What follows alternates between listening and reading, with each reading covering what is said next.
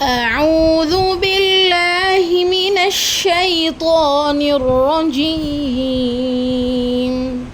بسم الله الرحمن الرحيم سبح اسم ربك الأعلى ইরশাদ হচ্ছে তুমি তোমার সর্বোচ্চ প্রতিপালকের নামে পবিত্রতা বর্ণনা করো।